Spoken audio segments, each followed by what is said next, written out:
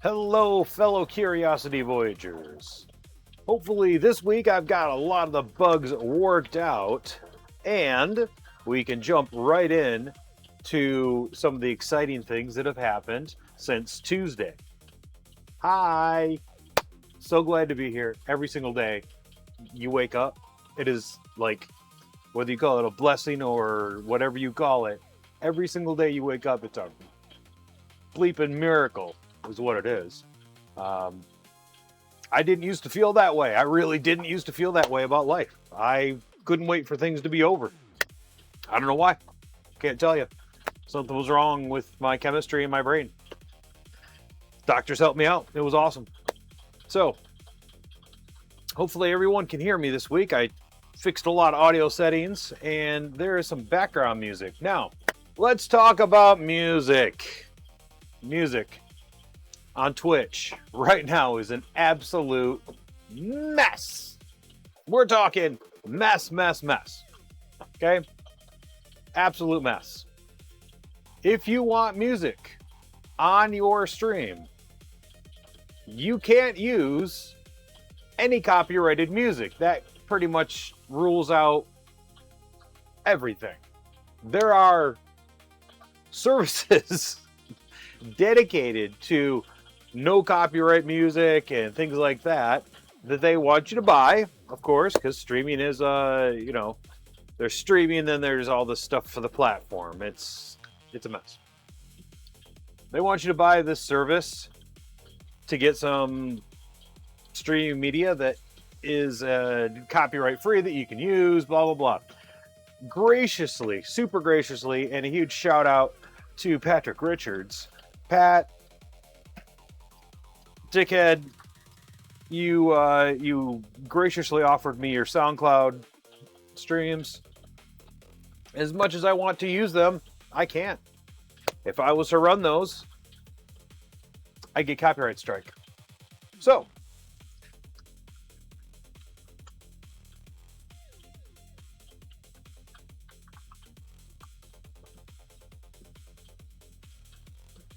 let me log into my page over here.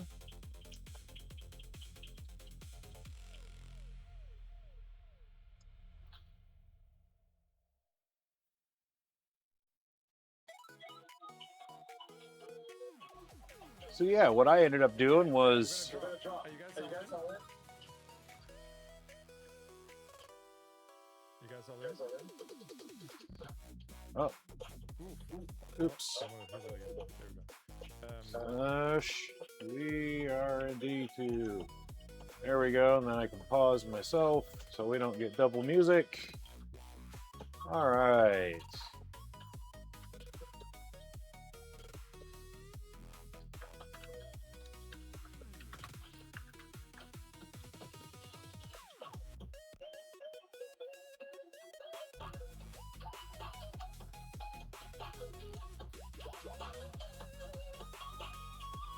huge shout out to Pat. He was going to let me use his music, but unless I'm doing an active co-stream with him, can't do it. So I grabbed some legal video game chiptune style music that's okay for me to stream, and that's what's playing. I can't have nothing. My body, my brain, whatever, it doesn't allow me to work without some sort of music. And if I'm not listening to music, I have to be like humming a tune, or yeah, you know, it's a very driving factor in me getting things done. So I was actually really, really upset with Twitch regarding this, but I do what I can. Hopefully everybody can hear it. I'm actually going to check right now because I don't know what the levels are. This is the first time I've done this.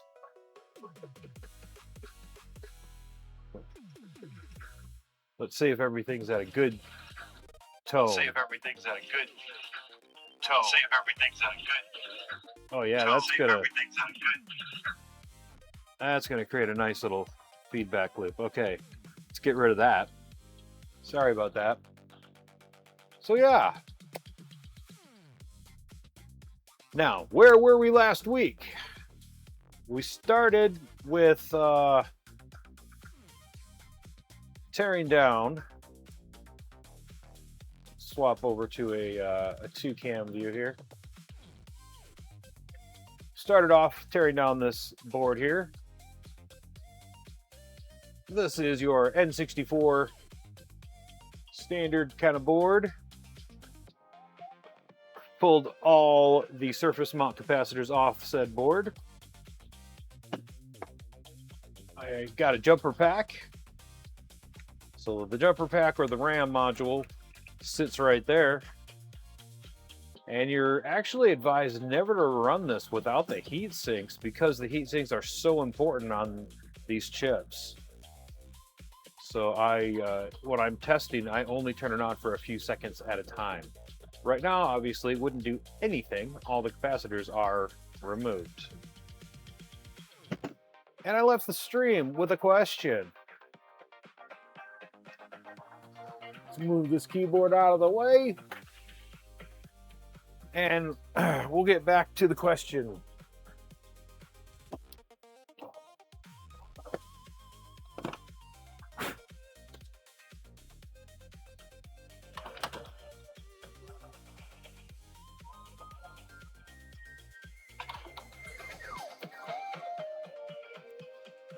All right. So what's the question? What about second N64? You didn't think we were going to do just one, did you? Come on now. This is me. One thing you'll know about me is that when I do something, I do it up. This is a second N64 that I bought. Let's see if I can get both cameras up here. So this is a second N64, bought as broken off eBay. Oh, this one's in some standard pack. Now, I ended up buying 2 of them. I don't think I will use this exact one. Why is that? This is another first revision. Just gonna pull it out of here. This is another first revision, as shown by the serial number, NS157.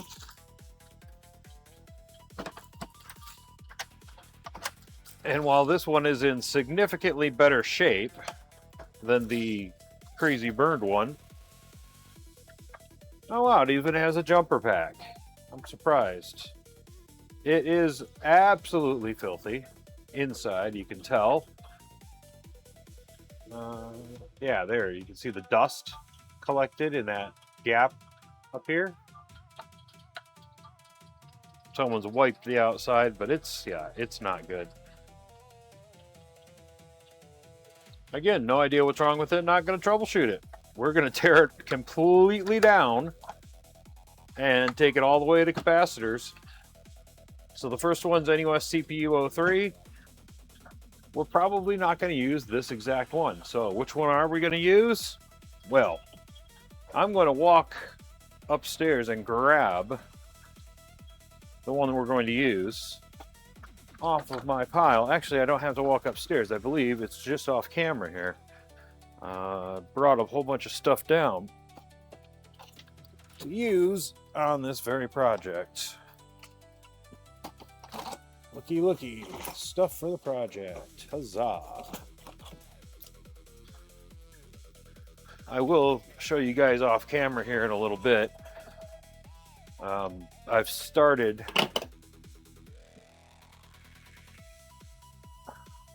cleaning up, and just to give you an idea of like my parts reserves. You know, here's a box of turtles. We're just getting stuff organized. But if we go and look back here, here's retro computer land. Cases and things that I have ready to go. Here's all my resin stuff. Some past projects, more resin stuff. You know, so there's your behind the scenes peek for the day. I do like the mobile cam. I'm going to use the heck out of that most likely. So, what do we have in box number 2? Box number 2.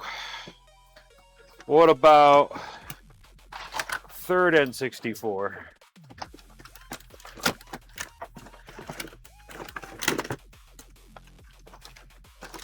And along with that N64, I've got controllers. I've got controllers. I got controllers. They all have broken joysticks. They're all filthy. They're going to need repair. And of course, I've got the power supplies.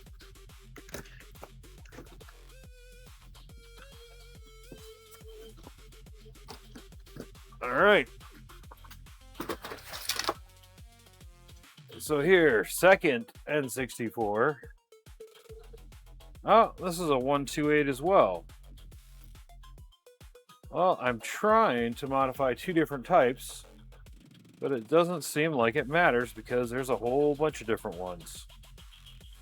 Well, I guess we will just use the one we bought from eBay as non-working because it doesn't matter. It truly does not matter. I'm trying to get them. I wanted completely different ones so that I could show the 2 different methods. 2 different methods to do the N64 RGB modification.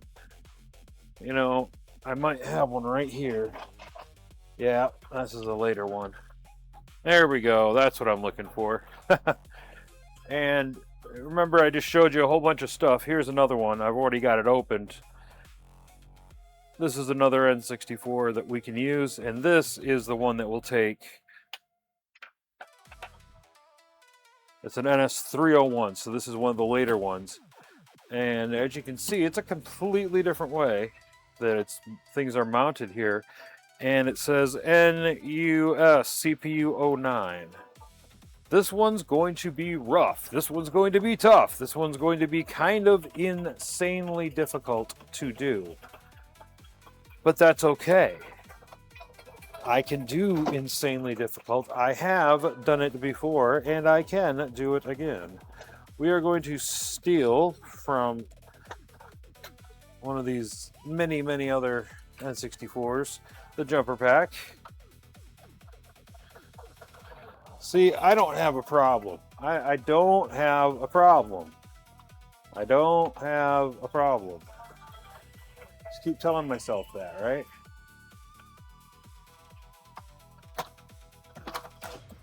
N64 problem? What's that? We don't have those around here. Okay.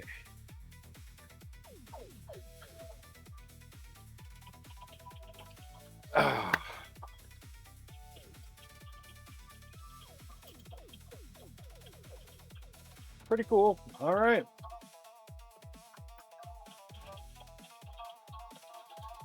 So let's start tearing this thing down. I always like the jumper packs. They have the Japanese writing on them. Jump up pack.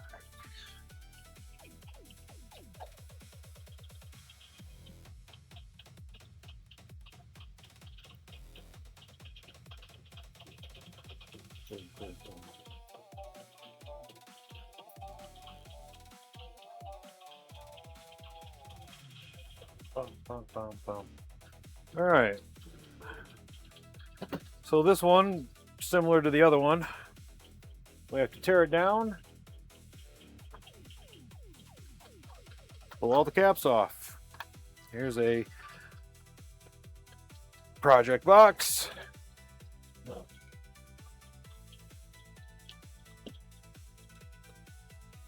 Guess it doesn't really matter which screwdriver I use as long as it works.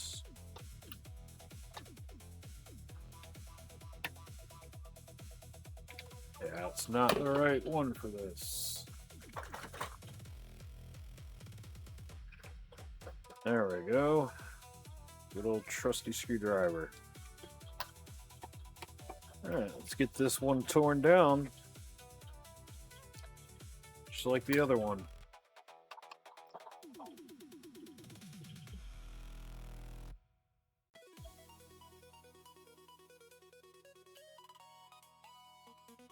There we go. A little bit better camera angle.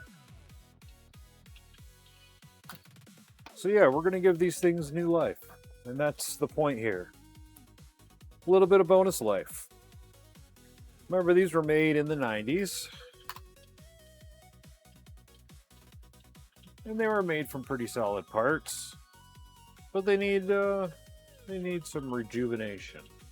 I am certainly no stranger to that process.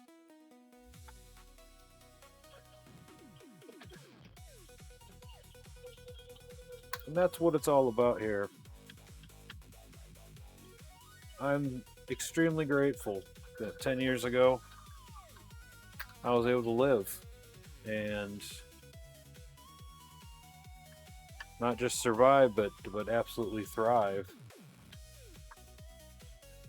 I'm happy to be here today.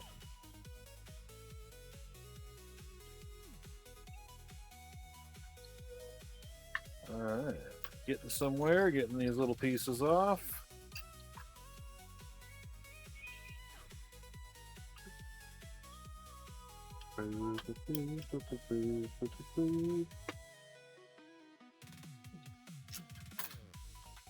Always do these by hand, don't use a drill. It really messes with them. Basically, you're liable to strip them out. These are not the greatest screws. They're just real industry standard stuff. Nothing crazy.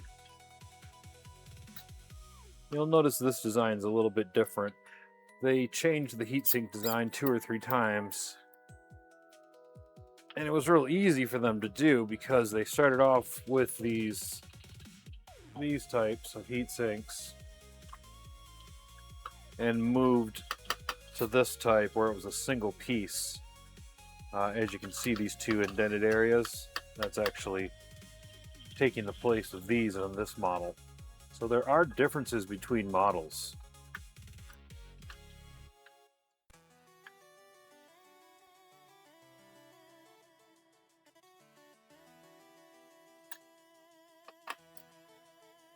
I think the cool thing is not just to put these back together and make them work again, but take them to that next level. And the next level for me is the customization aspect. I can't wait to get to that part. Probably not going to get there for another couple of streams, but that is the part that I'm really looking forward to, is the customization portion, where I can really show off the cool stuff. All right, let's get these little screws out of here. This screwdriver. I love it when I'm all prepared and I have the right screwdrivers and everything handy. It's part of the awesomeness to the sorting thing. It's having everything right at your disposal and you know where it is. Let's pull this out of here.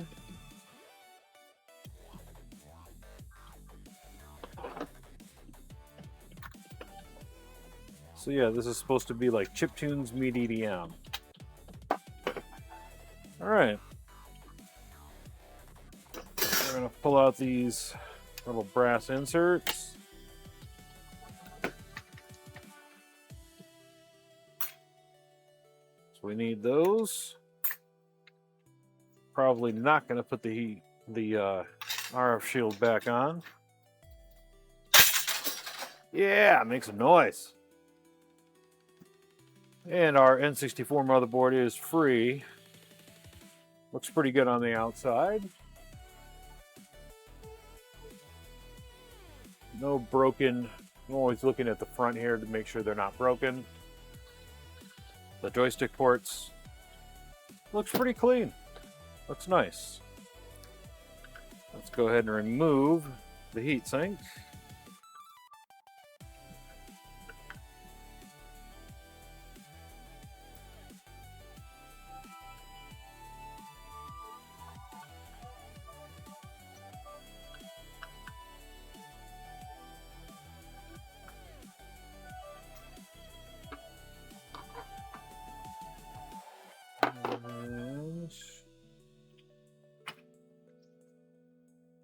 This piece comes up and out. And then these are just stuck down. And you'll see there's little nuts on the bottom of there. So it's a whole different design. This, I'll take that thermal paste, what's left of it. Take that off there. Yeah, buddy. Garbage. All right. I'll set that up there. We'll grab this third one after I mark it. I'm going to mark it just like I did the other ones with a up and down line. That way I know which way the orientation is, as long as I know up and down. Pull this thermal paste off there. And we will pull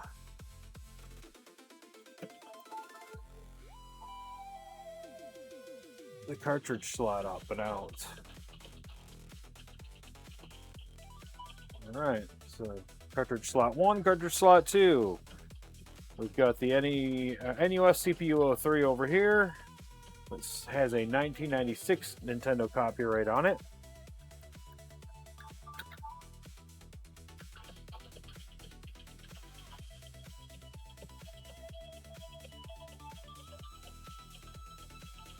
And then this one that has a 2000 copyright on it.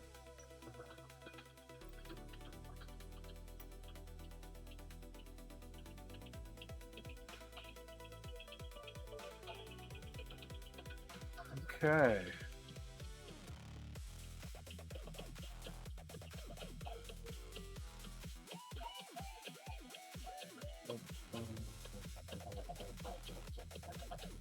Let's see if we can move to this camera setup here. Okay. I'm gonna have to get a stream deck so I can just have all the things on hotkeys. All right. We have these, we have this. Now we can get, before I start tearing this down, let's look at a few of the items that arrived this week in the mail. First thing that arrived in the mail, this chip here. And there's two of them, because I have more than one, obviously. This is the RGB modification chip.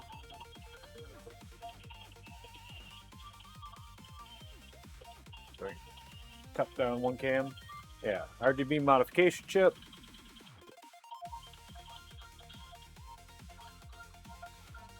And like I said, two of them, ordered those. They got here. These come from eBay. I was able to wash the plates, the heat sinks from the first one, so they are there, ready to go. The other things that I got in were, this will come into play later, these are SCART, S-C-A-R-T headers. Now, if you're in the US, you generally don't know what in the world this connector is. If you're in any other country, you probably do. This is one of those weird things where the whole rest of the world uses this, but the US does not. Don't know why. Can't tell you. It seems like there's lots of advantages to it. I happen to like these a lot. And then right along with it, from retrogamingcables.co.uk, not sponsored, I buy all this stuff. We've got the SNES or N64 to RGB NTSC SCART cable. This will give us our clean RGB out. I have more than one, because if you're going to order something from the UK, you might as well order more than one. The shipping's going to cost you anyway. Then I got the very last one that's in stock. The very last one that's in stock. This one's called the Rad 2X, I believe. And what this does is N64 or SNES RGB to mini HDMI, and I've already ordered the mini HDMI to HDMI adapters. So that got here early this week, and we will be getting a whole lot of stuff in. That's just the one that arrived. And then the very first package from China arrived. And that is these LED lights. This is a very, very thin 3mm wide strip with a white over it. And it's got these standard headers. I generally don't like these. They're big and they're bulky, and I've got little tiny ones that work better. But this is, I think, a meter. So 3 feet of this. No, I'm sorry, 2 meters. 6.5 feet. More than enough to do a single console. And I've got plenty of other ones I can use. This one is very specific. I wanted it for a specific case. Now, let's get into how we're going to make these custom. Let me swap camera angles here.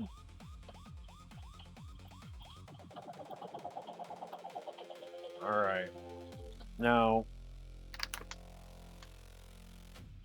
other things to note, they make cartridge slots specifically for the N64. This is a region-free cartridge slot. The only region-free is the fact that there's a piece of plastic that doesn't work properly. It just doesn't fit right. So we're not messing with that. All of our cases come with region-free anyway.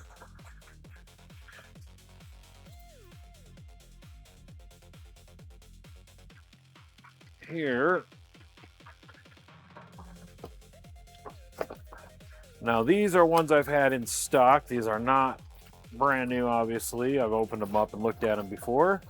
We've got a couple different choices here. We've got this ice blue. I really like this one. Beautiful color.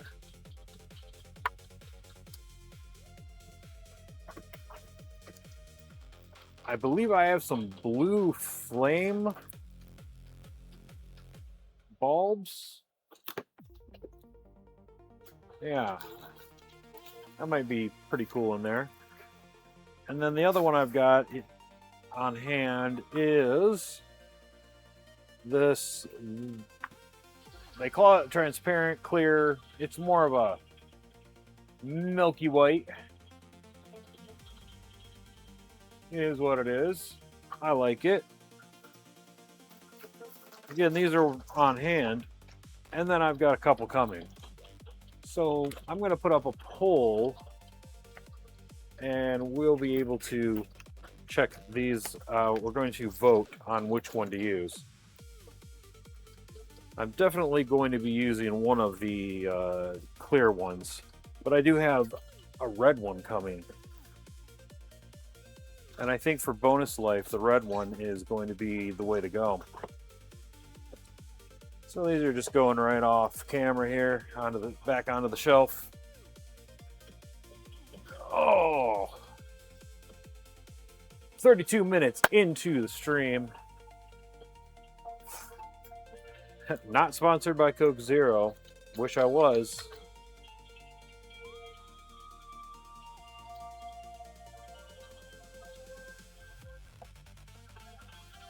That's good stuff. I truly do enjoy it.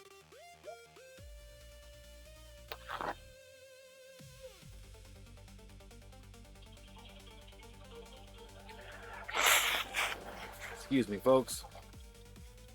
Bit of a runny nose here. All right. So this one is the NUS-CPU-09, and it does have different chips. Interesting. Just looking around at the differences between the two. At this point, they had already gone to a single RAM chip. It's not even dual RAM chips because memory capacity increased. So if we go over here,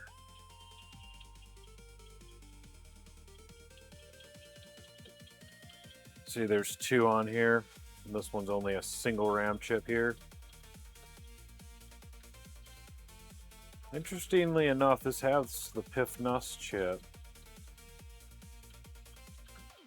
Yeah, but it's missing some of these other, it's missing some of this circuitry over here. It's different. Interesting. Well, these were cost reduced. I mean, they're always looking for ways on mass production to reduce cost. And that's, you know, that's kind of how you make profit, is you reduce the cost. So let's tear this one down. We're going to use the same process as we did before.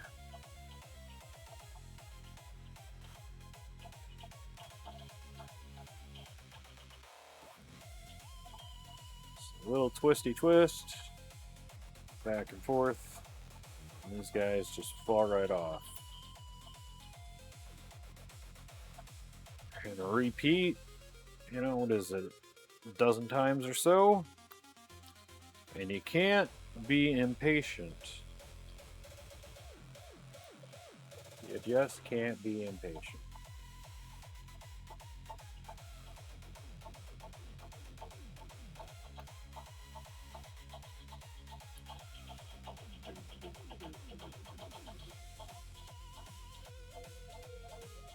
Kind of like some of these tunes are kind of catchy. I've been listening to this music all along. Sure wish I could listen to some SoundCloud mixes from Patrick Richards' music. Twitch, if you're listening. I really like that. But instead I've got chiptune hardstyle stuff that's going on. It's not so bad. I'm not even into hardstyle that much. It's not so bad. This board, thankfully, isn't completely filthy like that other one was. I'm doing it without gloves.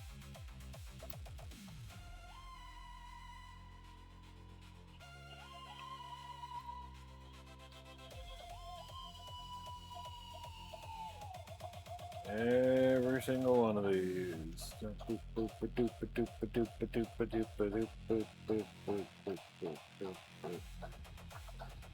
Interestingly enough, there's some places that make replacement buttons, and you can get replacement reset switches and these. So even if they're really, really damaged, there's a lot of things available to refurb these and give them some bonus life. Luckily, this one isn't so bad. I believe this one was actually working, but these capacitors have been on there since 2000, and by my count, that's 26 years. And the unfortunate reality is capacitors leak.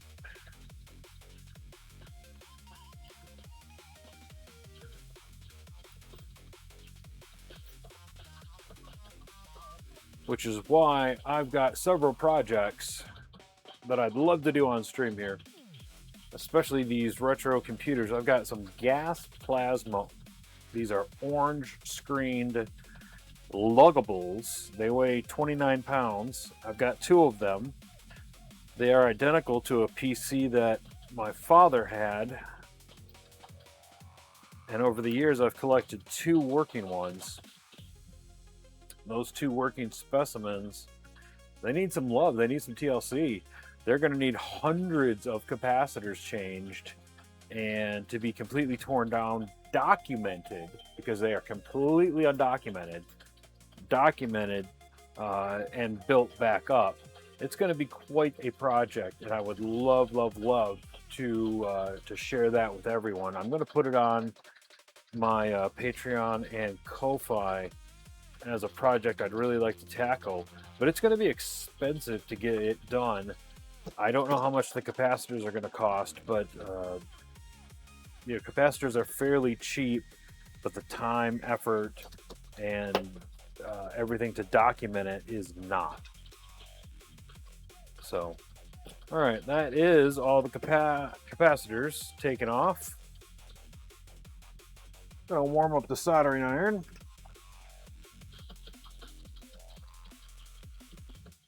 And the astute ones of you might have noticed that I have a warning up today for intended for certain audiences. Hey, Survey, good to see you. That was about time to say better together, as Patrick says.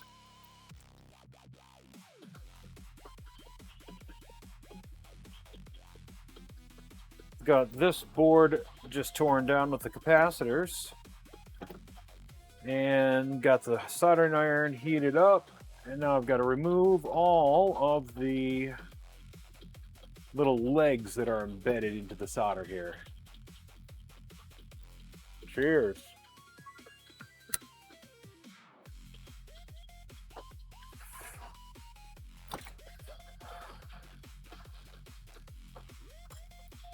So for each one of these, let's add some solder.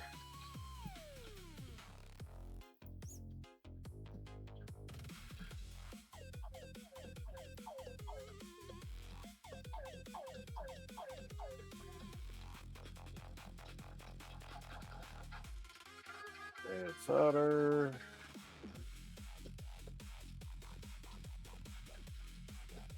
Don't worry, I'm in a well-ventilated area with a fan. Add solder, add solder. You're just going over these because you are going to wipe all this away with the legs. You're just adding solder to make your job easier.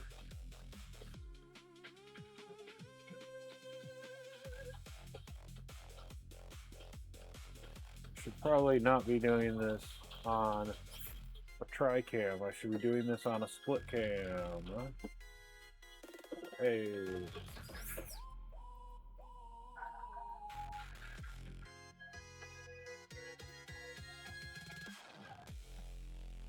Okay.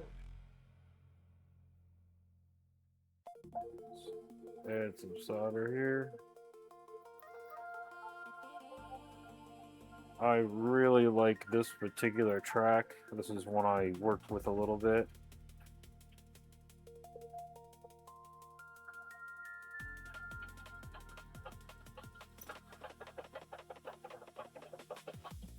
Okay. Just a couple more here.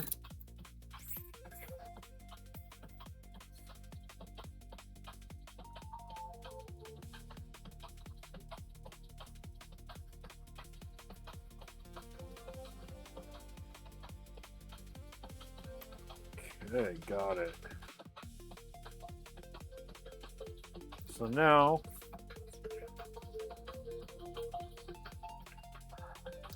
we've all got a little bit of extra solder. We're just going to wipe these solder legs away.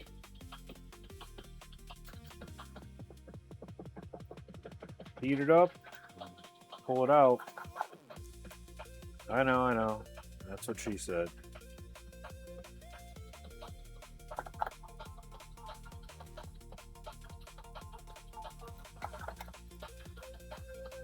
Heat it up enough to pull the little leg off, and you'll see it.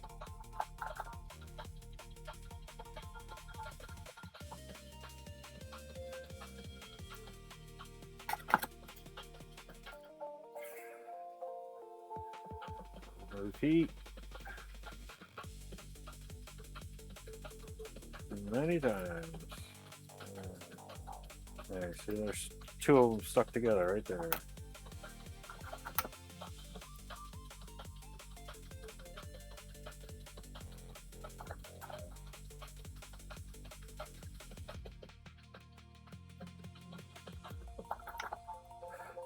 Okay, good. Behaving as expected. It's always good when they're not crazy. Sometimes these things, like the original Nintendo, original NES, kind of a pain to work on.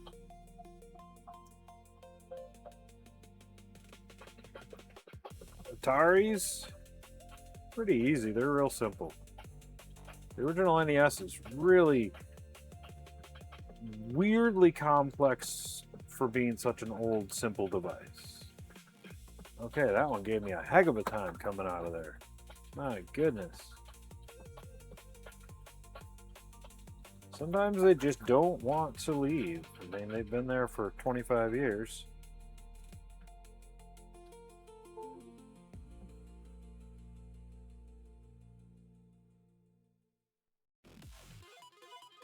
Hitting every one of these to make sure that I got it.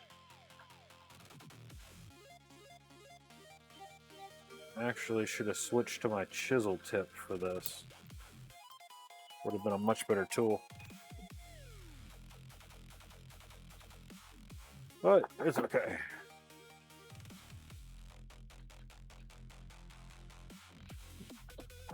No.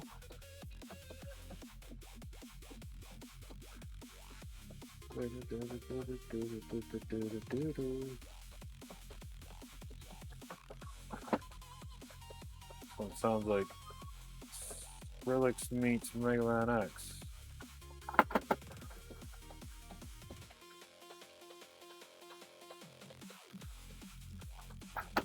Okay. About 3/4 done with these.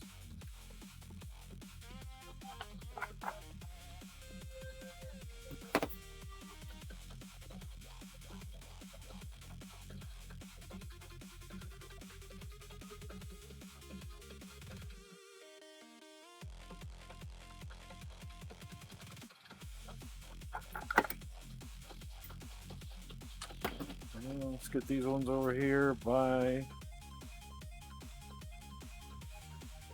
the switch.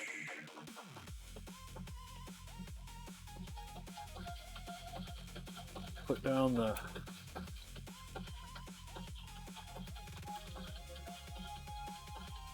get these.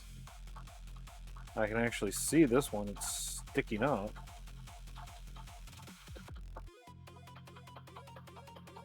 Aha. Also, don't put your finger on the bottom because heat transfers. And I just momentarily forgot that rule. I won't forget it again.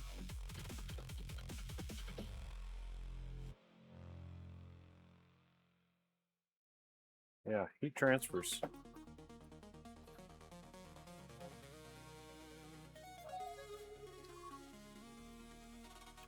All right. So, doing this, excellent. Got all those legs off there. And what you're really doing is you're setting up this for the next step when you do this. So always doing clean work. You know, you want it to be clean, you want it to be nice. The cleaner and better you do it, the better the result's going to be at the end. And I can only relate it to some of the cool things that I've done. And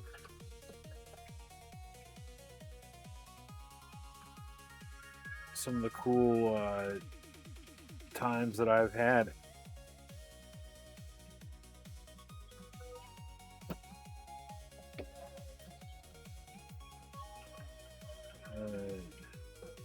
A little bit of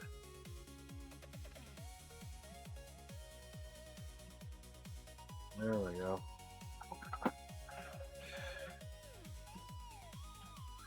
All right, I'm going to pull the glasses off.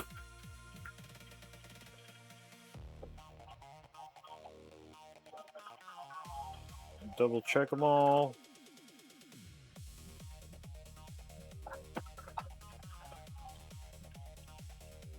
You can usually see when there's a piece stuck.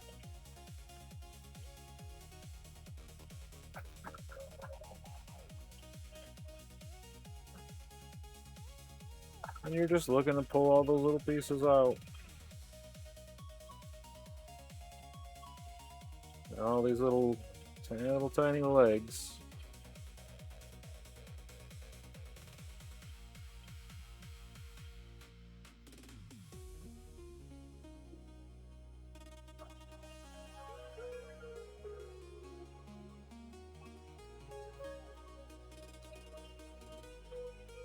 Some of them are harder than others because they're tied to these massive ground planes.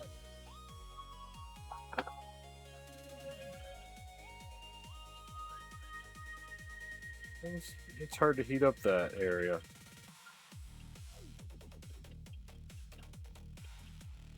Still feel like I have one right there. Yep, there was one. Trust your instincts. If you think there's one there, there's probably one there.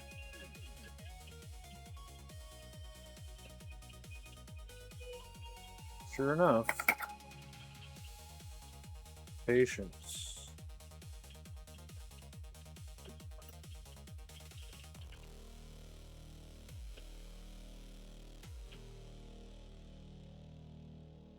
And sometimes you just have to add more solder.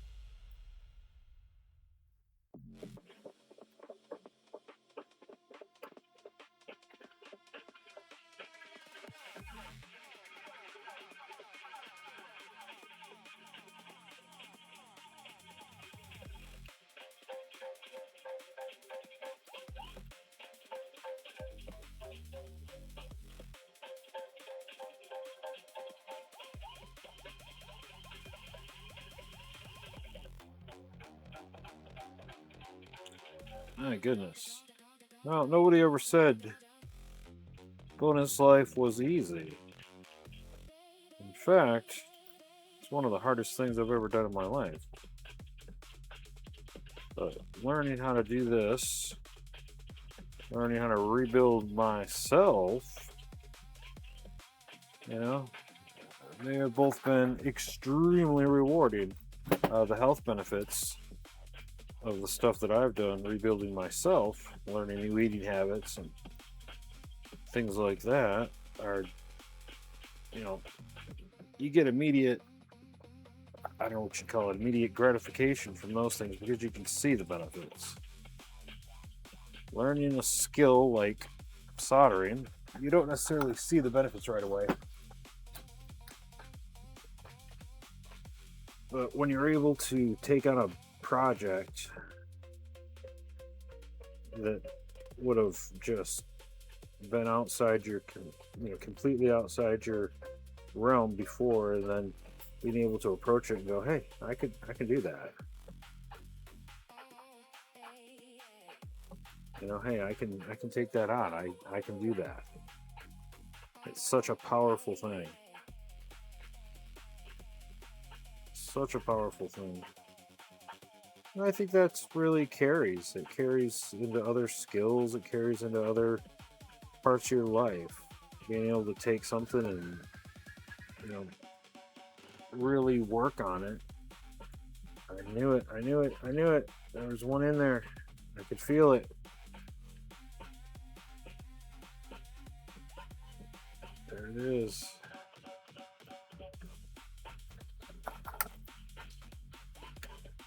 Got it. Okay, you got you too. Haha. All right. I think this board is sufficiently stripped down. And again, double check, triple check, quadruple. You know, it takes a couple of seconds to visually check these. Oh, there's one I missed completely, and it's got 2 legs in it.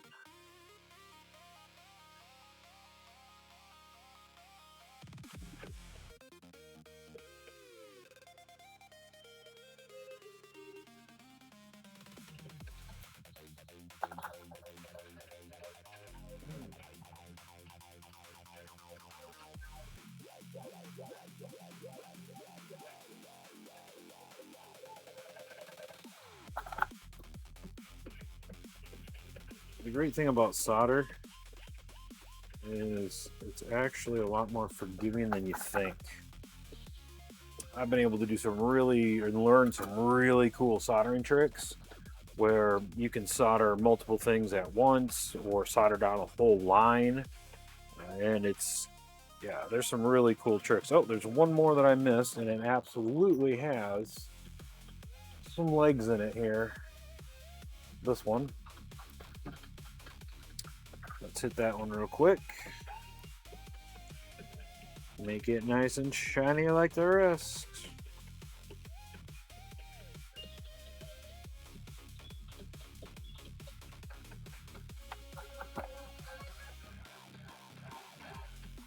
All right. Got the leg out of there.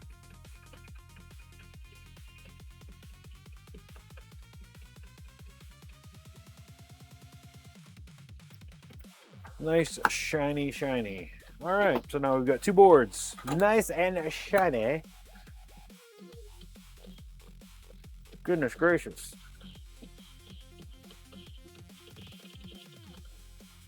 Okay.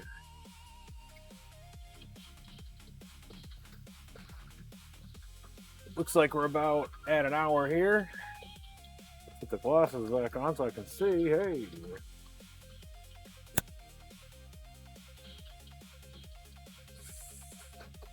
So yeah, we're doing really well. So we've got one of the newer boards, one of the older boards. The key is going to be, do I have the... I'm almost sure I have the mod for this one, which is much harder.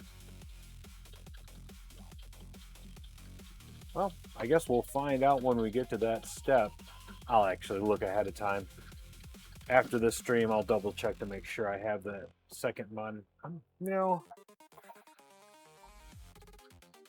it's gonna bug me until I find out. It really is.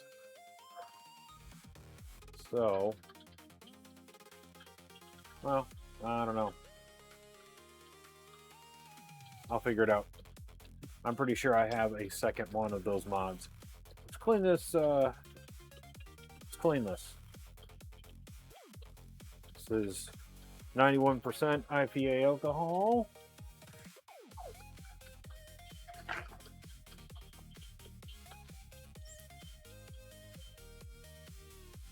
I am, of course, going to extinguish my smoke.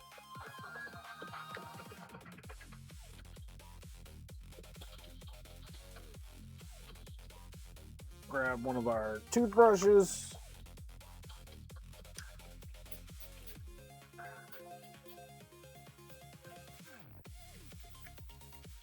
Yeah, look at that toothbrush. Yummy. It's not going to do much good to clean things when the toothbrush itself is putting off yellow crap. Okay.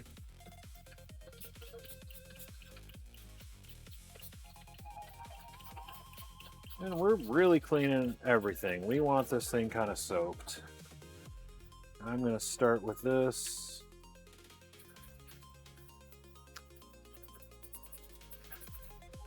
Give it a good wash. This is the rough once over. Just get everything, all the gook and grime and 25 years of use.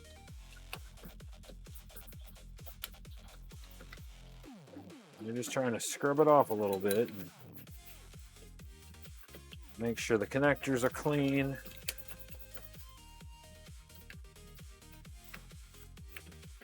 And then what I will do is I will go back with some deoxit and I will hit the switches with the contact cleaner and then deoxit. And if you're not familiar with deoxit, it's kind of like a miracle. This stuff is pretty amazing. I'm going to scrub these up a little bit since we have it out here. These get pretty filthy. Inside these little ports, I've actually had non-working ones that were really just dirty or had a piece of plastic broken off in here. And you couldn't play it anymore until you surgically removed it. Well, I can do that when I tear them down. It's a lot easier to surgically remove stuff.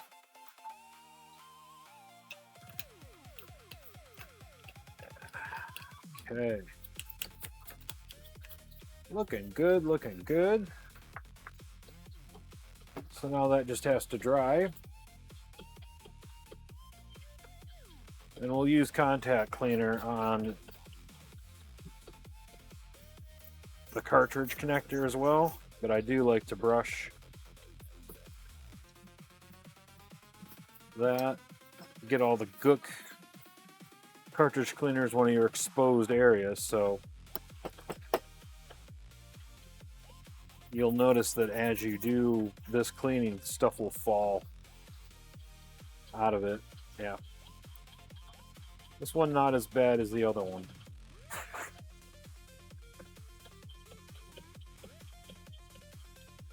Right on.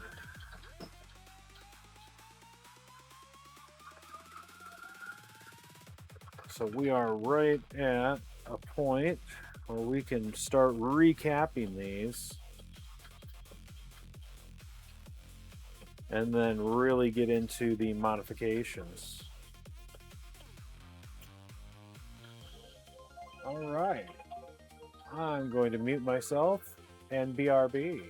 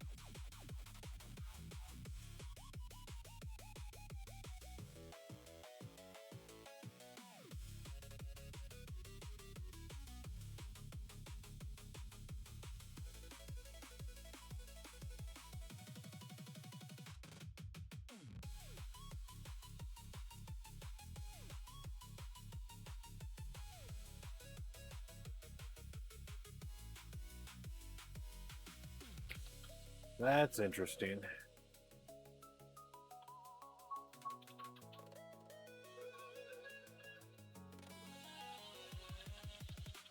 Here's our schedule. Every Tuesday and Saturday, 7 p.m. Eastern Time, leading up to July 3rd, which is a Friday, giving away a custom N64 that we're giving away here, and a lot of other things.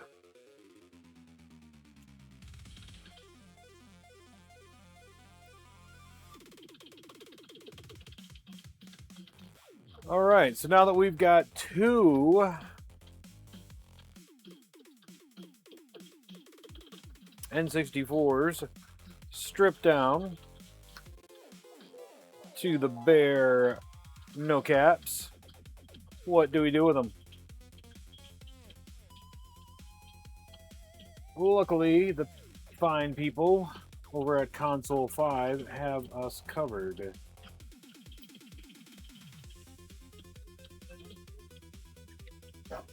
Let me grab two cap kits.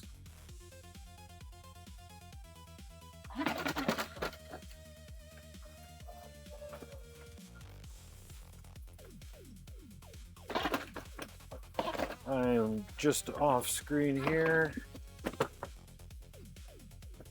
Now, I could have sworn I had three. There's two of them right there. Now let's take a look at my... let's just, for the sake of sake, take a look at here.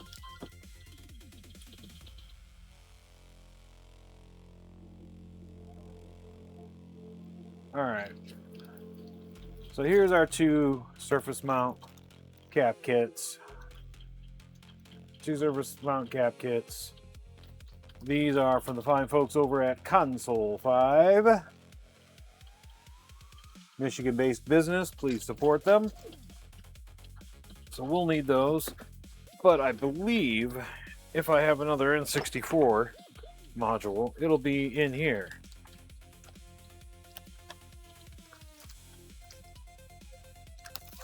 And look at this. I am about 90% sure that this is it right here. This is the N64 RGB from Tim Worthington. We're going to put it on the bench.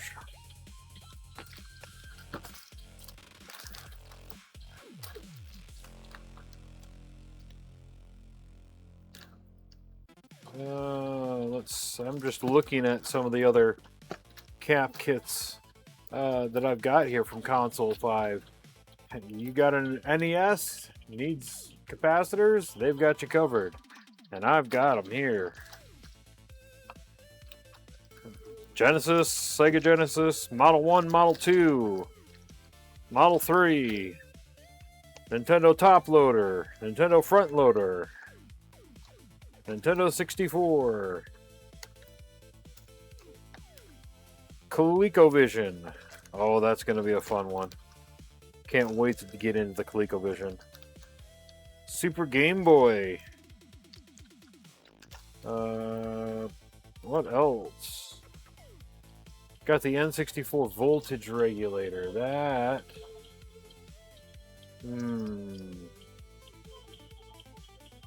So, there's a voltage regulator, and this is one of the only other things that goes bad on an N64. And it's right there. It's this little thing right here. That's a voltage regulator. They're really easy to test. Once you recap, you can just probe this positive and negative right there, and you should end up with there's a 12, I believe that's the 12 volt rail, and then there's a 5 volt. I think it comes in as 12 and leaves as 5. But just in case, I've got some. You know, this is the stuff you have to have on hand if you're going to start really getting into repairing these, and you don't want to wait 3, 4, 5 days. You know, I've got miscellaneous capacitors from Mouser and things that you use to revive power supplies. All sorts of great stuff from Console 5 here. Again, not sponsored. I just use them for all their wonderful cap kits. And I'm really appreciative because they have not just the cap kits, but they have the diagrams. And the diagrams are worth, you know, they're worth it. Here, I've even got one for the Sega CD Model 1. All the capacitors. I've repaired successfully several Sega CDs. They're fun. I've even got the belt for Sega CD. Also works for the Neo Geo CD and the 3DO. I've got one for the SNES Mini, Game Boy. You name it, I've got them here. And I have one of the coveted kits that allows you to take the NES RGB and output it to the Super Nintendo style. I've got that as well. Lots of goodies. Oh, haha, this is another goodie. This is what's called a triple bypass. It's very fitting. Triple bypass for the Sega, and I've got 2 of them in there. Oh, look, another N64 kit. Well, I don't need it at the moment. I've got some. But yeah, I have a whole box of nothing but these capacitor kits for various consoles.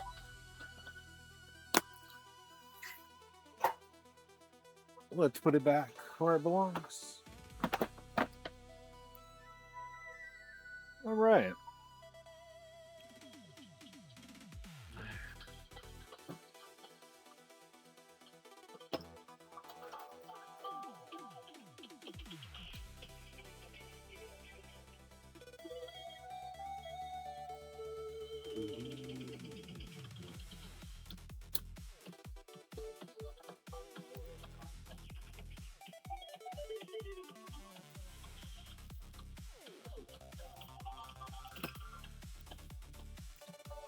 So the important thing is all these have different values. There's several different kinds in here.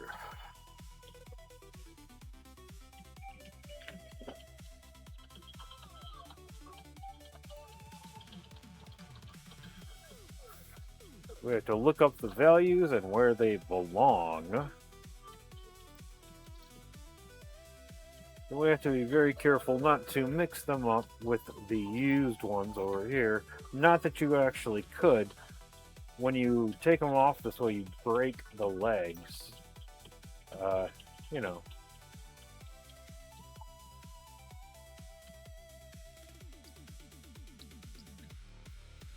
But there's several values here.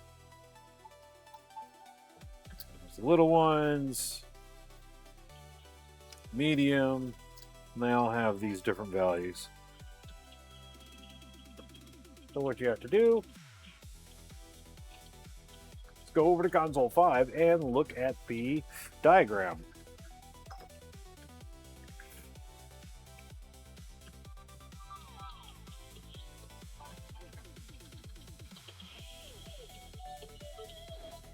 And I guess what I'm going to end up doing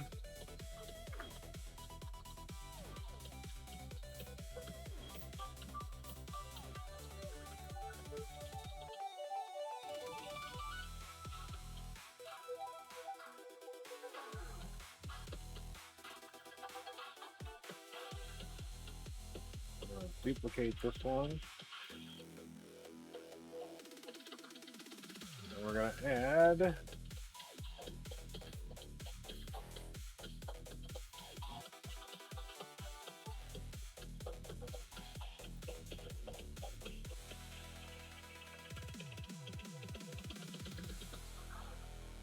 window capture.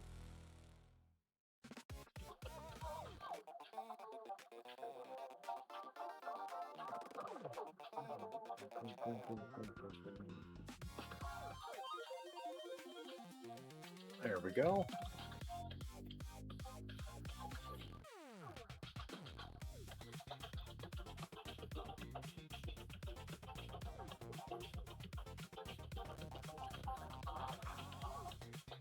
It's messy, but it works. All right. So when you look at all their cap kits, they've got everything up here. We're not actually interested in the cap kits today.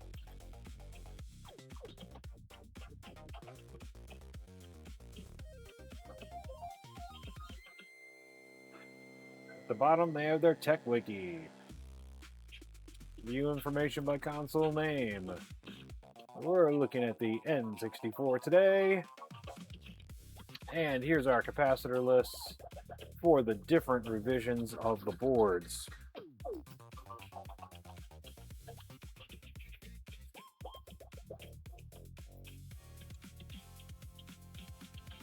They also have the power supplies. That's another thing. You can buy non-working N64 power supplies. You replace two capacitors, and most of the time they're going to spring right to life. Sometimes it's only a single capacitor. Depends on the model. There's several models.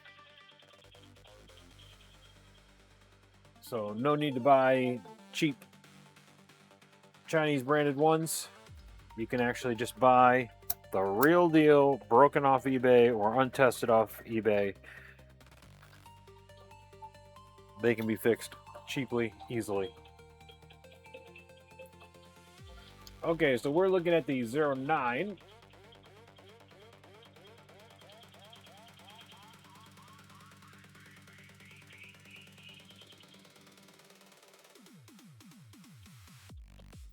Okay.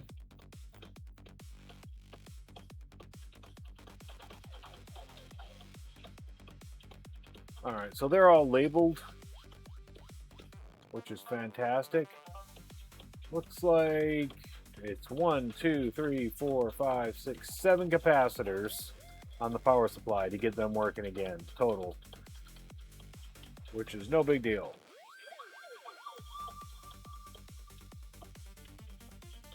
All right, so specifically this list,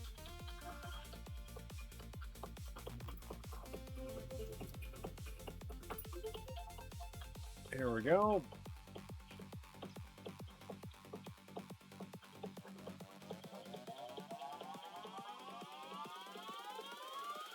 That's our list we're working from. Just kind of move it over there.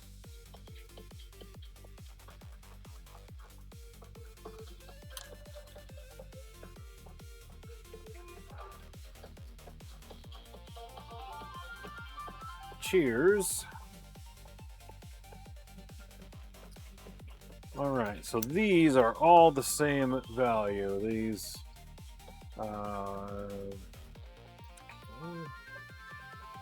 so let's do them all by value.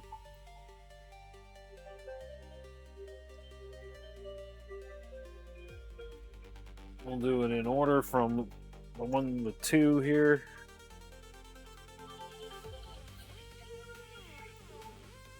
So these 220 microfarad at 10 volts. 220 microfarad at 10 volts is C15, C16. C15, C16. Okay, C15, C16 right there, those two.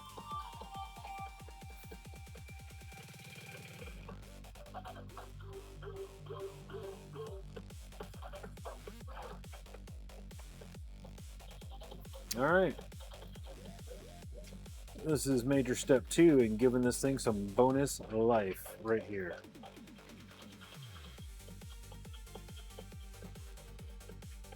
I think the hardest thing to do isn't to solder these, it's to open the damn package.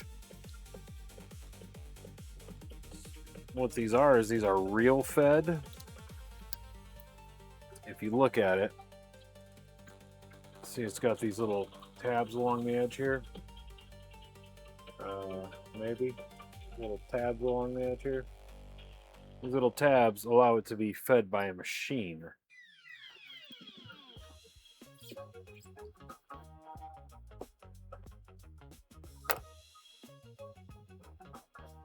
So C15, C16. These ones actually have a shape to them. And if you follow the shape, it tells you the orientation and polarity, which is extremely important. You can't just install them any way you wish. You need to install them correctly. So it looks like on this board, the black markings are to the right. Now, I do believe that there are a couple, and it's right here, yeah, where that isn't followed. And then over here again, that isn't followed. But that's why they have these beautiful silk screens. So these ones are really easy. Now, since we've put the solder over here, each one of these pads has a nice little solder pad, basically, ready to go.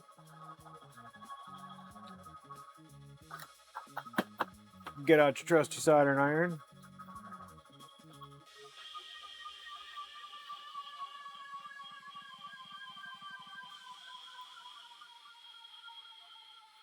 Alright, I'm going to go to...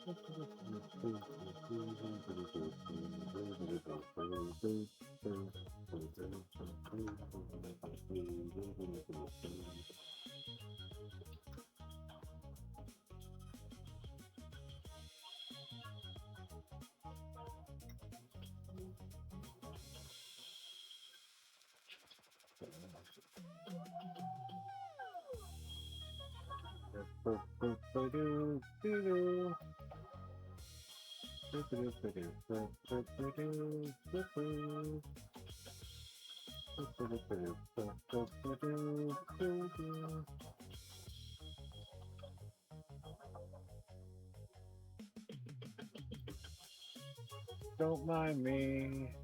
I'm kind of jamming to the tunes here.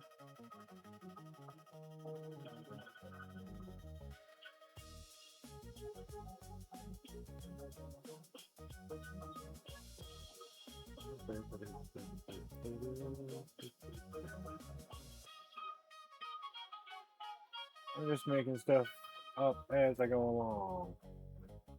And we're going to go to this janky view because it works.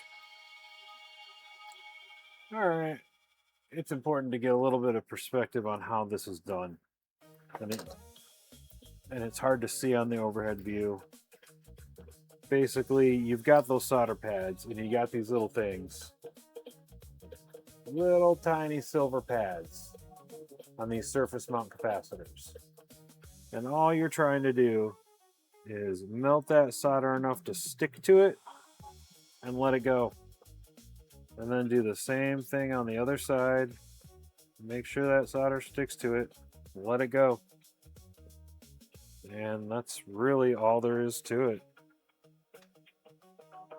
I think this method, because you clean off the pads and you add the solder, just works. Place these on there, you let it melt a little bit. Remove your soldering iron. You don't have to add anything at this stage.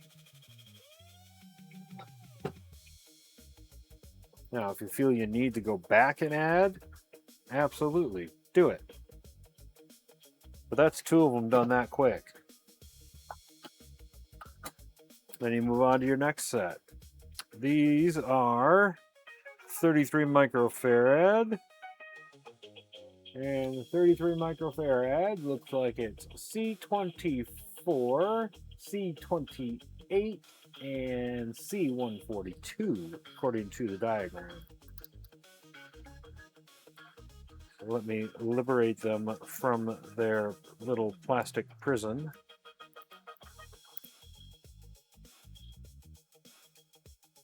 All right.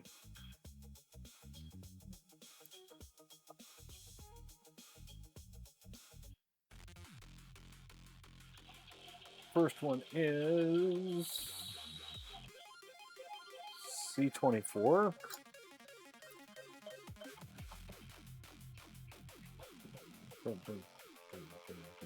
Okay. C24.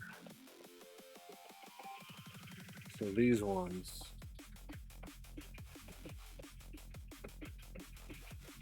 Or it's got a C24, C28. Yeah. Okay. So these two.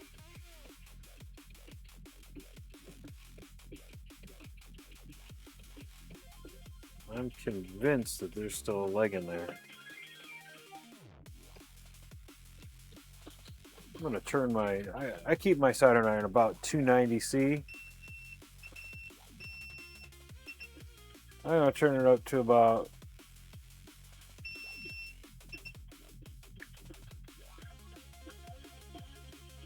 320. All right. Turn it up just a bit. I need some extra heat because these ground planes are just so big on this. And yeah, that made a difference. It really did. It makes a difference in how this works. It's very interesting that such a small amount of difference, 10, 15 degrees can make.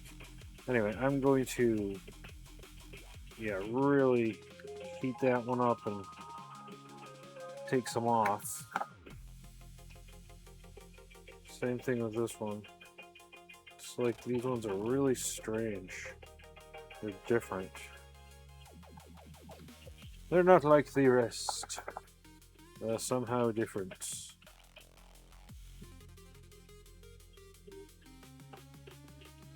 And I don't mean different bad, just different. Take some out of there. And just make sure they're well tinned. Okay. Make sure that these ones are lined up correctly because these ones are opposite orientation.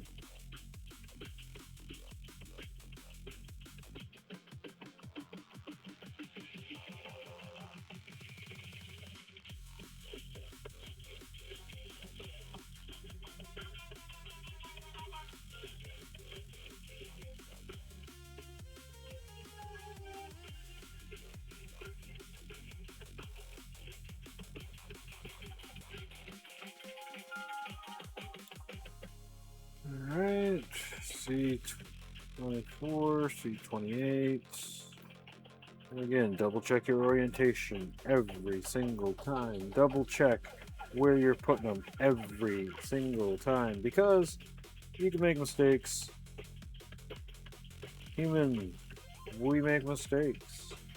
We don't get it right the first time. We don't always do that. I certainly didn't get it right out of the gate, especially working on trying to relearn how to eat, retrain myself with you have to retrain your whole thought process, and I got it wrong quite a few times. But eventually you get it. Eventually you do get it. I'm going to put some solder on my tip here.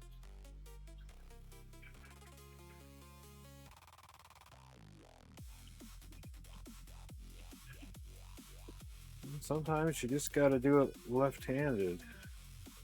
Not everybody's super ambidextrous, I get that. They actually make a specific tool to do these ones, believe it or not. And what it is, it's really ingenious. It's a forked soldering iron. So you got two heated prongs, and it heats up both sides at the same time, and you just doop, clamp it on there. I don't have one. Makes installation and removal Super easy. Now you can see these are not perfect. These are not perfectly straight. They're not like factory. But you know what? If you look at them, they're connected. And that's all they need to be, is connected. I can actually see underneath them, there's a gap. I don't know if we can get it on camera here. There's a little gap underneath them, and you can see they're connected.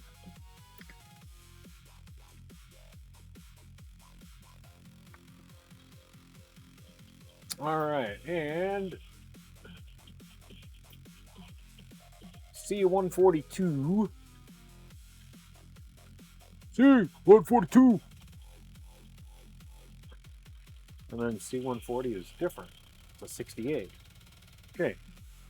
So, double check your orientation. Make sure your pads are ready.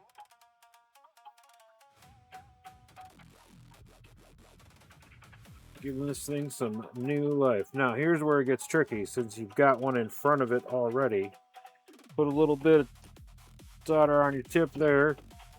Get that one right to the edge. If you hit it with that solder, hold it on there for a couple seconds, you're good to go. Same thing with this one. Push it in place. A little bit of solder on the tip there.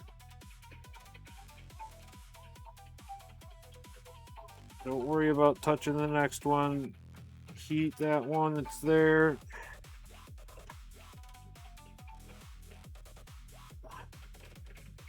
There we go. Nope, I don't think that one took. Don't be afraid to do it again. That didn't work the first time. I'm going to flatten it down.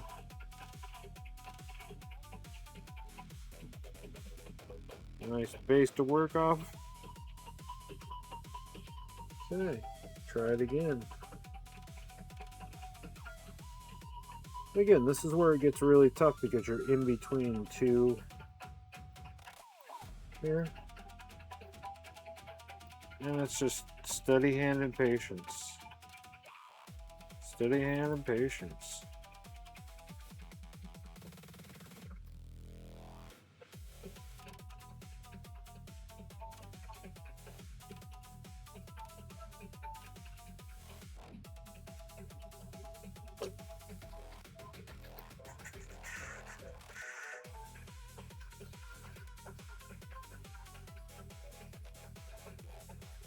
There.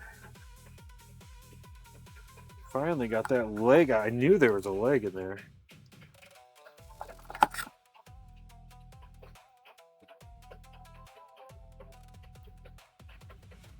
And then this one I'm pretty sure hits the ground plane really, and it's so hard to heat this thing up.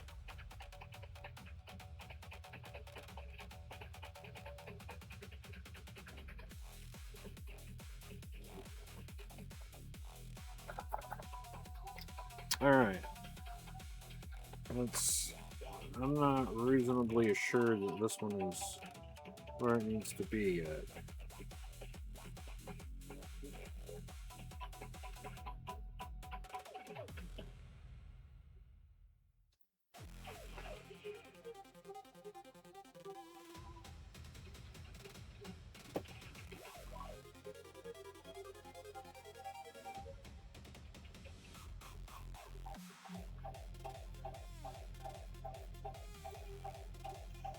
Now I'm reasonably assured.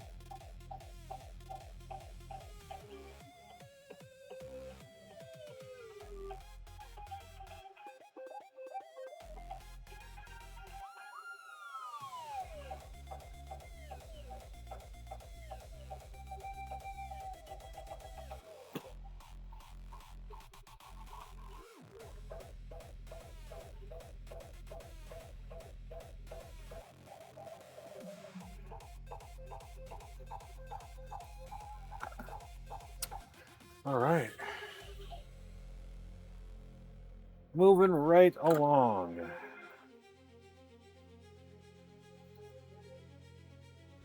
And you can visually inspect, double check, triple check, whatever you feel you need to do. to be assured that you've connected them, if they're not going anywhere.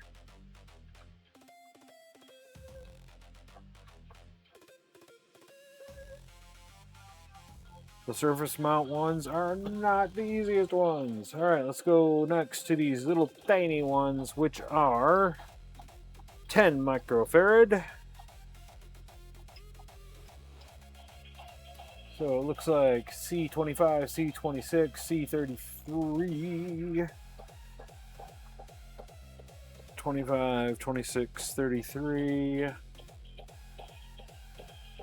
Only those three?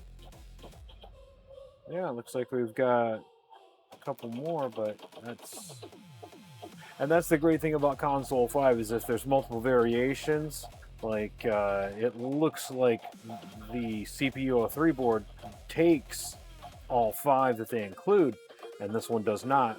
They include everything.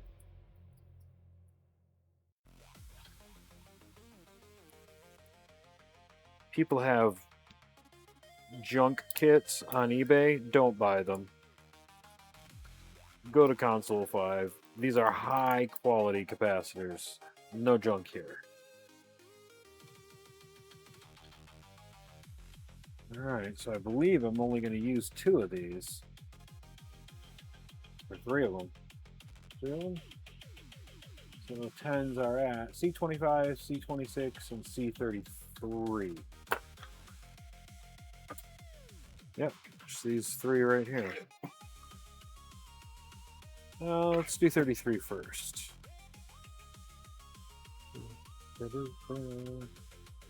Again, observe the polarity and orientation every single time. You cannot forget. Into the brass wool. A little bit of solder on the tip. It's a process.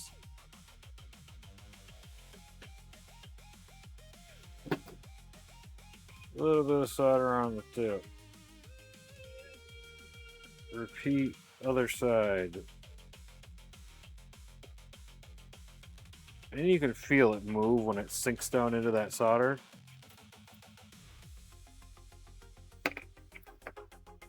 And then you can actually go back to the other side, heat that up, and it'll fall into that solder. Solder, it flows. It goes where you need it to be. All right, 2 more. A little bit of solder on the tip.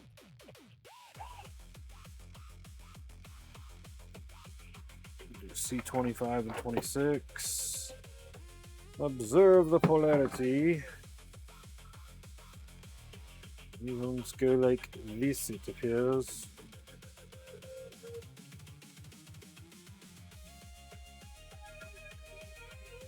You have to seat it on there. Repeat. A little bit of solder on the tip. Yep, that one didn't get on there now.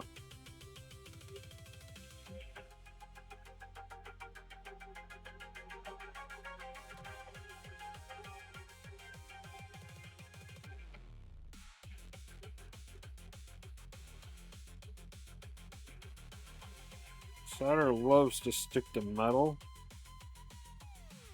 And if you've ever got it where it's not doing what you want it to do and not flowing where you want it to flow, there's tricks. There's real tricks to this.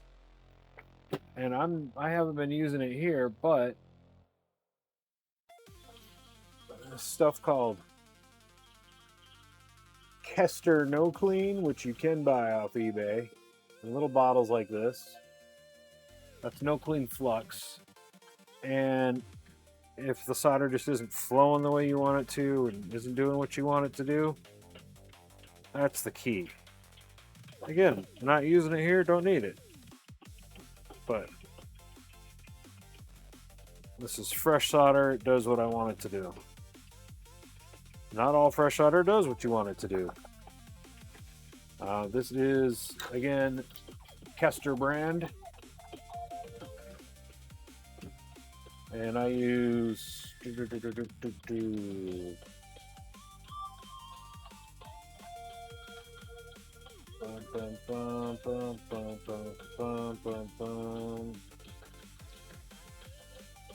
I don't know. It's this.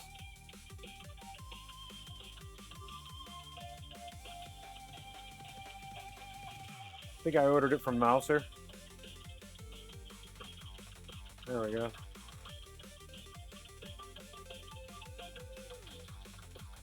It's slightly out of date. It's fine. It takes a while to get through a pound of solder.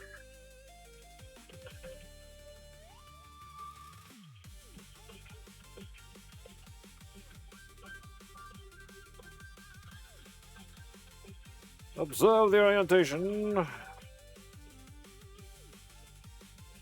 Yeah, don't ever assume that the one next to it is the same. There are some implementations where I've seen them flip-flop. Not necessarily on an N64, but other things that I've recapped. You get two next to each other where the circuit is... I don't understand circuits enough at this point to know why it would be that way, where they'd be completely flip-flop from each other, but it happens. I think that was on a sound card or something really odd.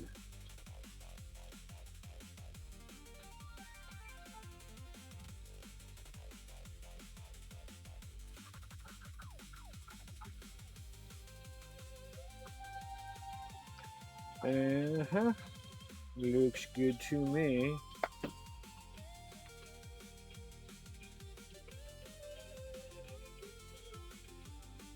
There we go, there we go.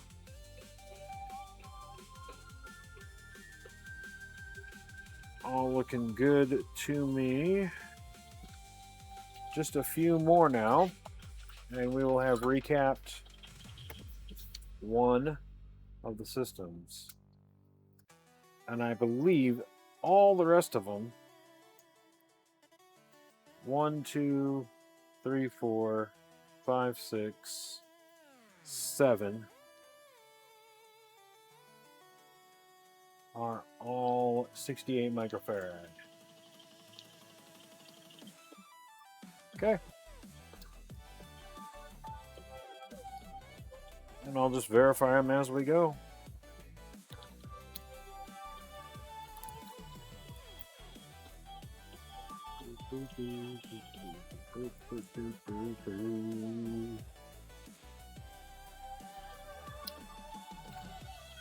Says we're going to use 7.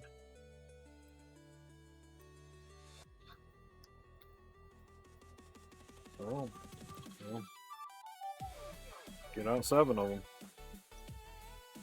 Put the others right there.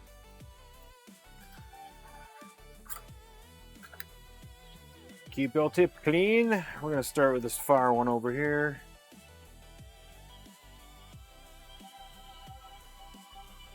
It's this one. C134, 68 microfarad. Okay.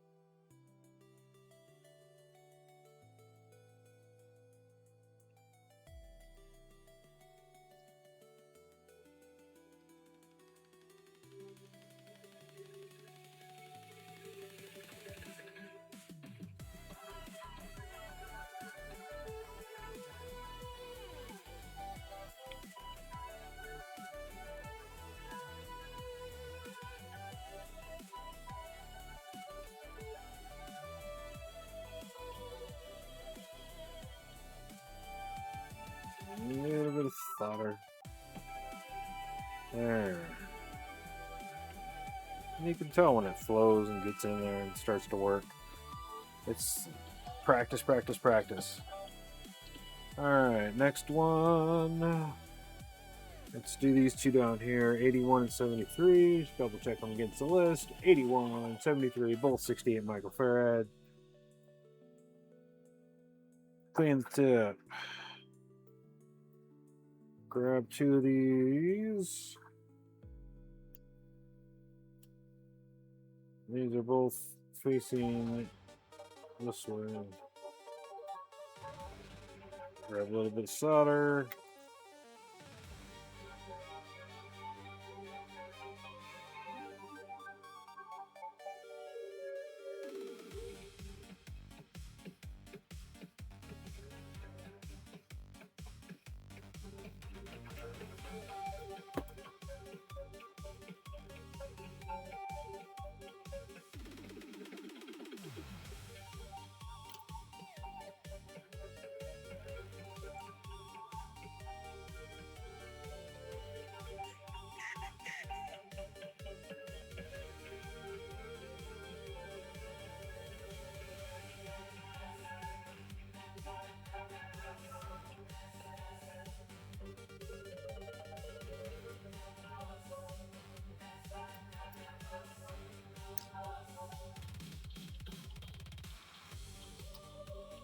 This one's being challenging.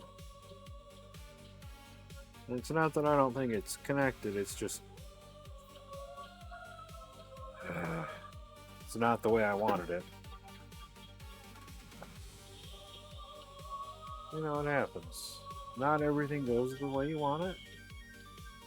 Everything doesn't always work out exactly the right way, but as long as it gets done, that's what matters. You're going to have struggles. You're going to have challenges. There's nothing you can do about that. It's the same no matter what. Anything worth doing is going to have little struggles and challenges and things to overcome. Nothing here we can't overcome. Patience and persistence will win out.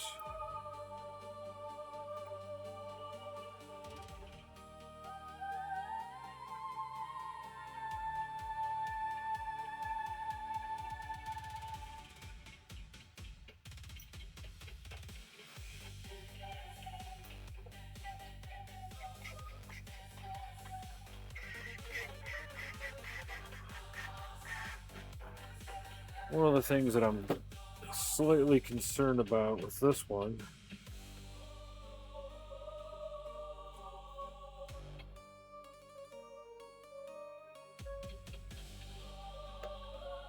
is all these little tiny perforations. There's all these little vias. Don't want to hit any of those little vias.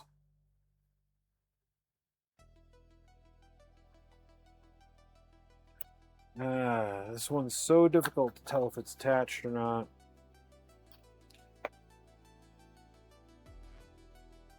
I can throw some more solder into it.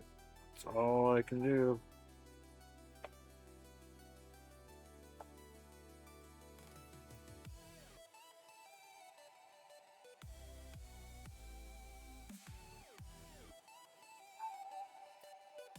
Okay. Well, I did. I flowed some more solder into it. And, you know, there's ways to check to make sure that you've done this and made a connection here. You can always break out your multimeter and you measure resistance. So if I want to measure the resistance between two things, these ones are 68,000. So I can put it up to 200K, and I'd measure across.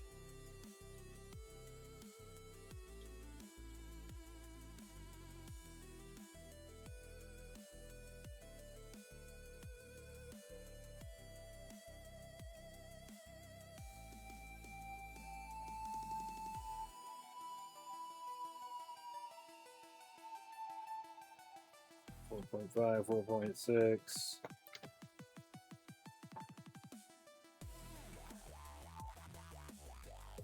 0.3. But there is.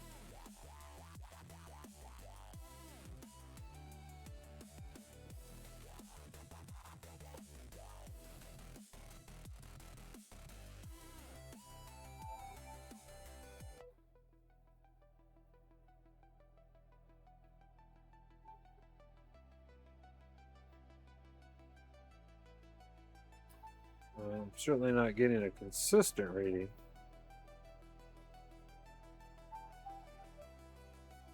These are 10,000. So if I go back down to the 2,000,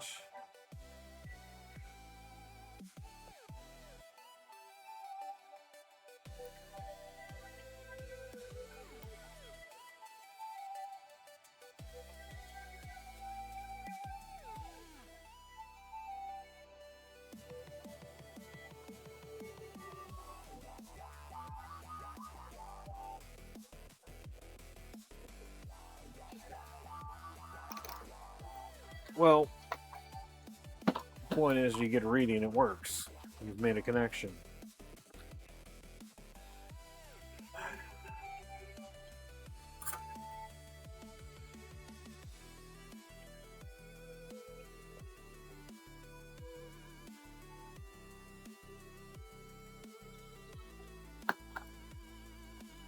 This is also where some flux could come in.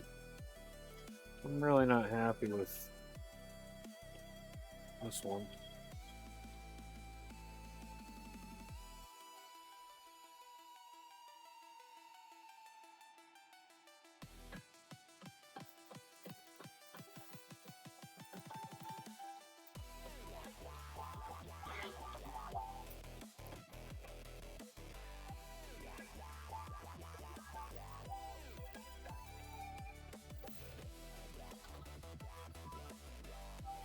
Okay.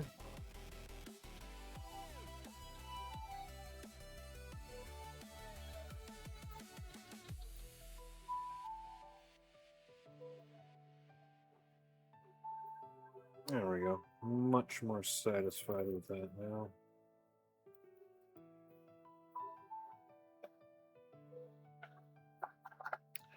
And again, sometimes that flux is all you need. Not the flux capacitor. Just the flux. Because we just don't give a flux. That's F-L-U-X, people. C-131, 68 microfarad. A little bit of solder on the tip. There we go. Observe your polarity. Let the solder flow. A little bit of solder on the tip. Let the solder flow into that, right?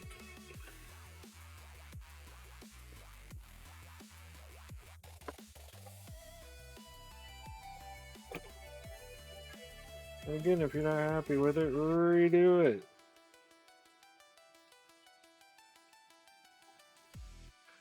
Well, that one looks great. Alright, we got 3 more. C140, 68 microfarad. Let's observe the polarity.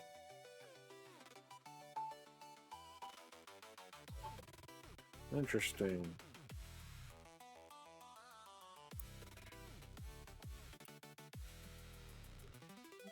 So this one's right up here at the reset switch. I wonder if it has something to do with that function.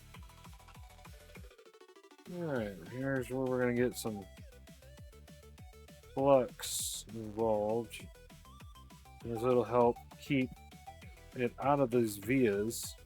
And if you want to, you can even get your tweezers involved. These are ceramic tweezers.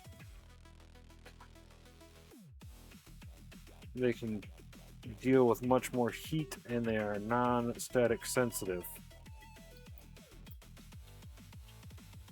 A little bit here.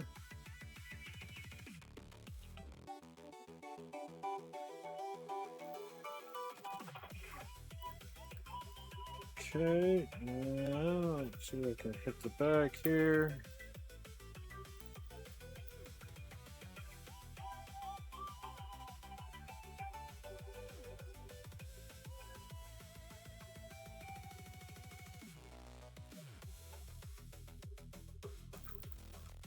Yeah, looks like it took very well. Didn't get into any of those vias.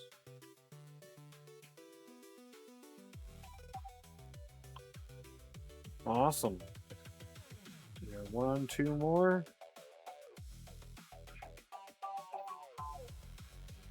You know, flux makes it nice, so I guess since I have it, I can use it.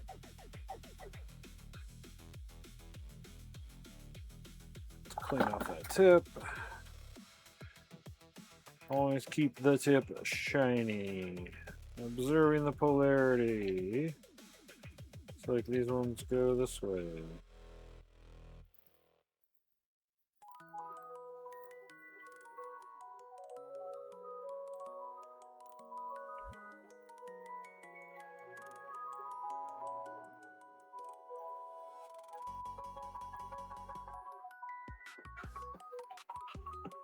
Okay. Next one. Clean the tip. A little bit of solder on there.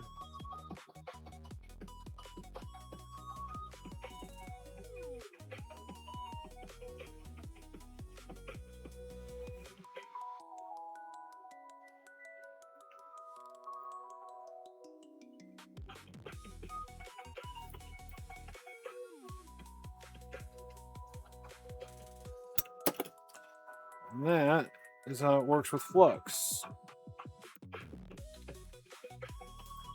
Makes it a bit easier. Kind of like it. I should have done it from the beginning. I forget how much easier it makes it. And how the solder just kind of flows where it's supposed to when you use it.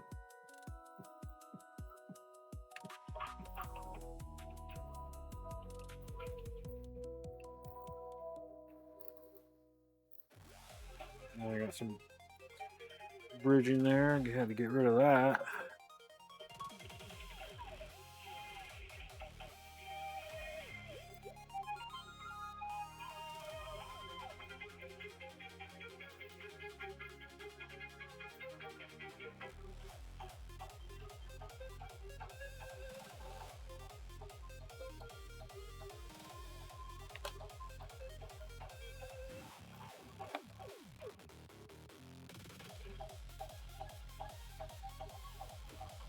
All right.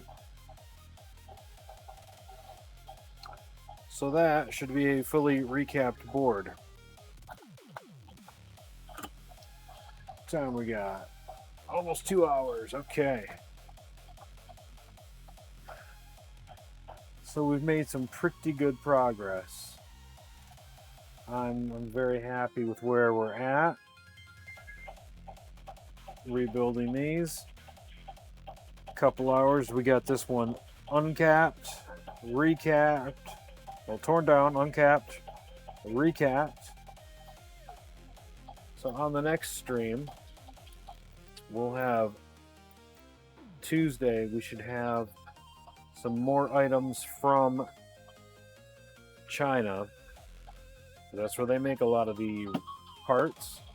But at this point, we've got the RGB mod for this one here, which is one of the nicest, more advanced RGB mods out there. Then we've got the RGB mod for this model. So they both have RGB mods ready to go.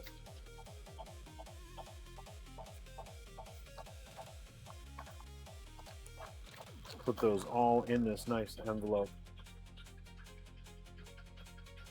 So on the next stream, for bonus life, we will be testing this. And the reason I'm not testing it right now, I don't have all the stuff down here to test it. I don't have the... Yeah, I don't have all the stuff down here to test it. I will have all the things set up for testing on Tuesday. We'll test this out, make sure that this does come back to life, that this does work as expected. We'll test this one as well.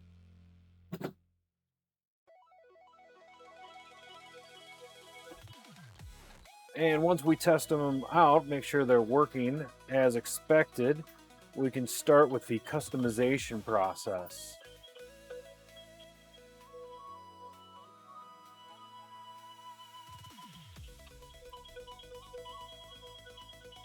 Yeah, we can start with the customization process. That's where the fun, that's where it begins. I'm also going to put myself a much more comfortable chair down here. This one, yeah, not cutting it. It's a folding chair with a cushion on it. It's just not working for me. My goodness. A lot accomplished today. Thank you, everybody, for joining. Thank you for popping in. Thank you for saying hi. I appreciate all of you. Whether you're watching it live, watching it on video on demand, or watching it on YouTube outside of Twitch, I really appreciate you. Thank you so much. Bonus Life celebrating 10 years since my heart attack. 10 years ago, I was the broken one. I had a 17.5% chance of survival. The doctors brought me back, but the rebuild, that was on me. I got new tools, formed new habits, had a new outlook, one day at a time. So I'm working.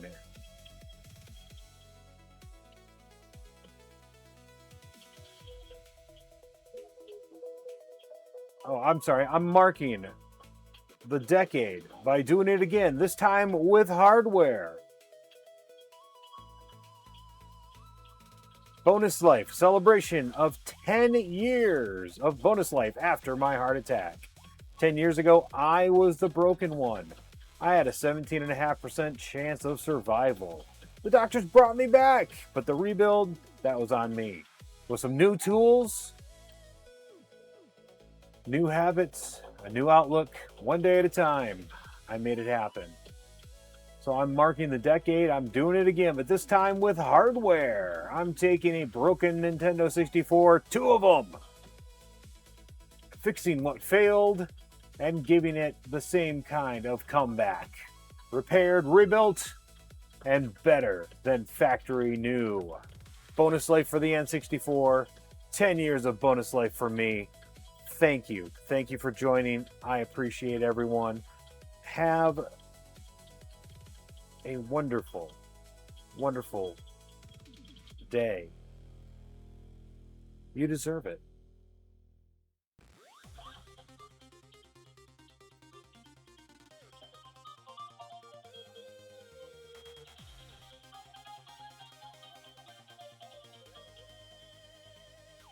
Make sure to join us on Tuesday for our next stream.